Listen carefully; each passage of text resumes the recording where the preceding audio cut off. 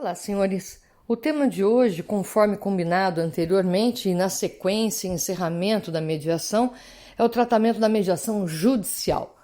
Cumpre antes fazer um pequeno retrospecto histórico para que os senhores entendam que a mediação ela passou a ser adotada paulatinamente em nossos tribunais, até como uma força auxiliar da conciliação. Demorou muito para que se entendessem que eram objetos distintos e até hoje autores como André Goma entendem que são sinônimos. Os senhores vão encontrar isso em literatura especializada. Aqueles que adotam a mediação judicial geralmente colocam como sinônimos a conciliação e a mediação, coisa que a gente já viu em momentos anteriores que não se confundem. Bom, como é que funciona a mediação judicial?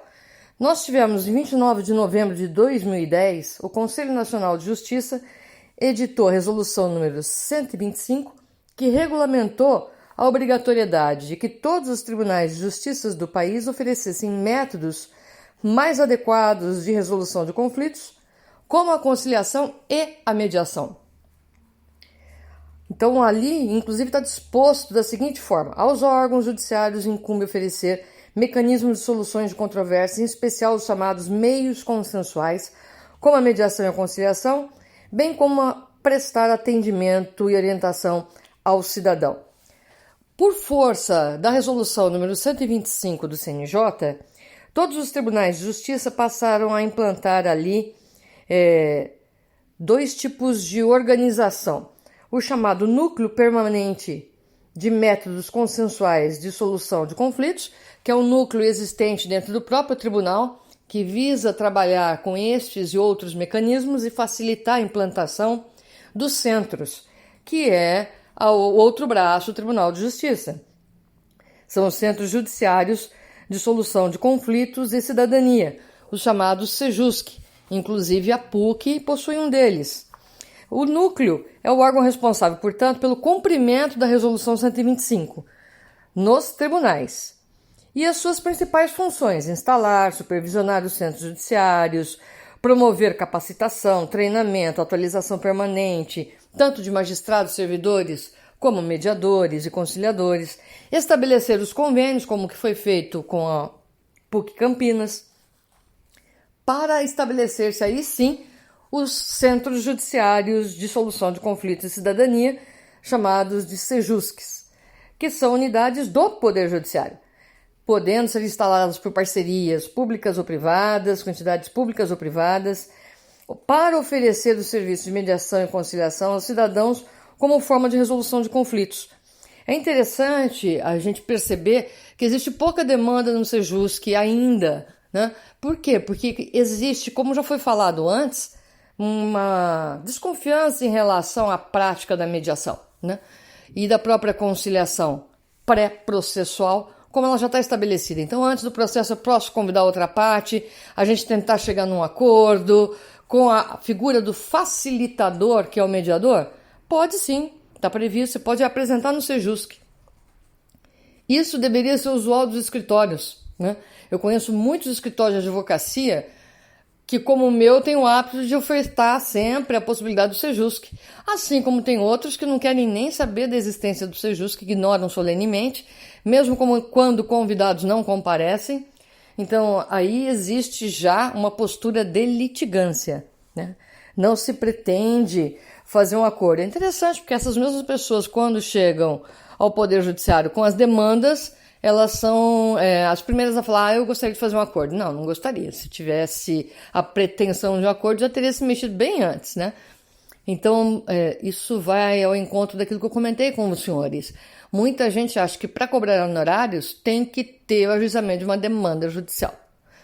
Bom, então é isso. Os CEJUSCs, eles podem também utilizar ou servir de apoio aí as demandas que, na verdade, os CEJUSCs, eles atendem esses centros os processos não ajuizados, mas também pode o mediador ser chamado para atendimento do processo ajuizado, né? Então, aí a gente passa a análise da lei de mediação, que é a lei 13.140, de 26 de junho de 2015, que está em vigor. A mediação ela foi nominalmente citada também no novo Código de Processo Civil, portanto, ela está prevista tanto na codificação processualística como em lei própria. Assim, não há que se falar mais que é algo estranho ao Poder Judiciário, né? Mas existem algumas coisas para nós retomarmos aqui quando a gente fala de mediação. Há regras praticamente semelhantes àquelas que compõem a Resolução 125 do CNJ, que obrigou a montagem daqueles centros que eu mencionei para os senhores, a fazer o cadastramento, a estabelecer as chamadas sessões consensuais a cargo seja de conciliadores, seja de mediadores, e a fornecer todo um estímulo aos meios consensuais. O novo Código de Processo Civil, ele explora a necessidade de capacitação, expressamente ele prevê, né? A necessidade de capacitação e de cadastramento duplo. E aqui nós temos uma divergência com a lei de mediação. A lei de mediação ela foi mais simplista, basta você fazer o cadastramento como mediador no Tribunal de Justiça ou no juízo local onde você vai atuar como mediador. Vem o novo Código de Processo Civil e atrapalha um pouco a questão, exigindo um cadastramento duplo, um nacional e outro local, realizado pelo Tribunal Estadual ou Federal da localidade onde você for atuar como mediador, conciliador, onde você tem a sua Câmara, como é o meu caso. Então aí você acabou complicando. O próprio professor Kazuo Watanabe, que foi um dos precursores, um dos que auxiliaram a montar, junto com a professora Ada, a própria Resolução 125, inspirando com o trabalho deles todo essa nova vertente do direito, eles foram contra isso, falando que o cadastramento nacional, e nesse sentido o professor Kazuo foi absolutamente correto no meu modo de entender. Ele cria um monopólio, ele confere monopólio aos órgãos nacionais quanto a critério de cadastramento e capacitação de mediador e conciliador, sendo que a finalidade era outorgar essa capacitação aos tribunais, permitir um pouco mais de maleabilidade, descentralização, informalização, tornar essa capacitação mais adequada a cada região e a cada realidade dos tribunais. Então, existe uma cautela aí, porque nós temos, por outro lado, na lei de mediação, uma exigência no artigo 11 de que tenha pelo menos 2 anos de formado em ensino superior de instituição reconhecida, portanto, os alunos não poderiam ser mediadores. Ora, os alunos são o grosso do que compõe hoje a mediação e a conciliação nos seus turnos finais aí de faculdade. Então muda um pouco de figura. Então, nós temos, portanto, algumas divergências entre a Resolução 125, o novo Código de Processo Civil e a Lei de Mediação, tá? Então, existe até uma discussão sobre se é necessário ou não essa capacitação. Por que essa capacitação tem que ser fornecida obrigatoriamente pelo tribunal?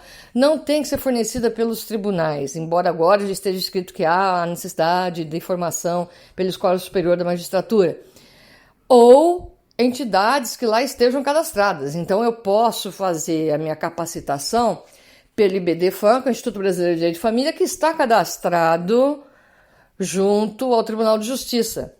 Então, a minha capacitação pelo IBDFAM valerá para que eu me inscreva como conciliador ou como mediadora. Esses casos são muito importantes, mas existe um óbice da lei que é muito complicado, que é exatamente a impossibilidade do advogado como mediador. Quer dizer, é possível que o advogado seja mediador, mas nós temos aqui algumas dificuldades. Inclusive de achar aqui onde eu pus.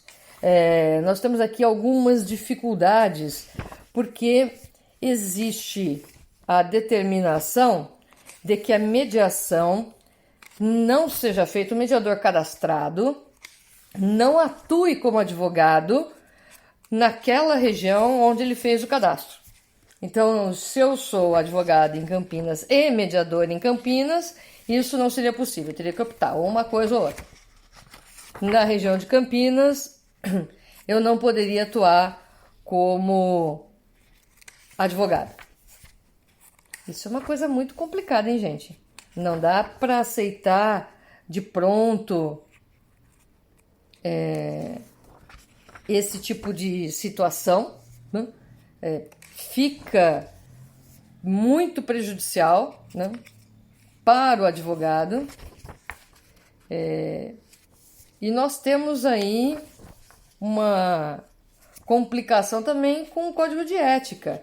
E a Fernanda Tartucci, que eu gosto muito, inclusive de indicar como leitura, ela é muito boa no aspecto dessa construção do que seja mediação judicial. Ela até menciona que como você exige que o advogado ele sofre essa restrição por força do artigo 167, parágrafo 5º do Código de Processo Civil, que é a ideia de não favorecer o mediador, a preocupação constante é a seguinte, senhores: se eu atuo como mediadora, talvez eu tivesse maior facilidade para captar aquele cliente, como advogada. Ora, isso é tão pequeno, essa objeção, e nós temos situações em que o advogado ele é nomeado perito. É o caso de arbitramento de honorários. O advogado é nomeado perito. O perito tem mais proximidade com o juiz e com as partes do que o mediador.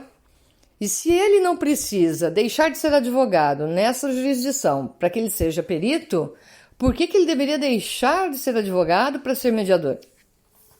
Mas está aí uma exigência que não entra no rol de incompatibilidades e impedimentos da advocacia, que se tivesse que ter alguma previsão seria lá no Estatuto da OAB, entendo eu, e não, que seria o locus adequado e não o Código de Processo Civil. Então essa é a minha opinião pessoal. O artigo 168 do novo CPC estabelece que as partes podem escolher de comum acordo mediador ou câmara privada, dentre aqueles cadastrados pelo tribunal. Ou não, né? O parágrafo primeiro deixa bem claro que não precisa ser cadastrado.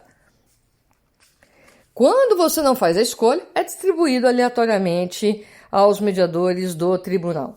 Isso está em consonância com a Lei 13.105 de 2015, no seu artigo 168, parágrafo 2º.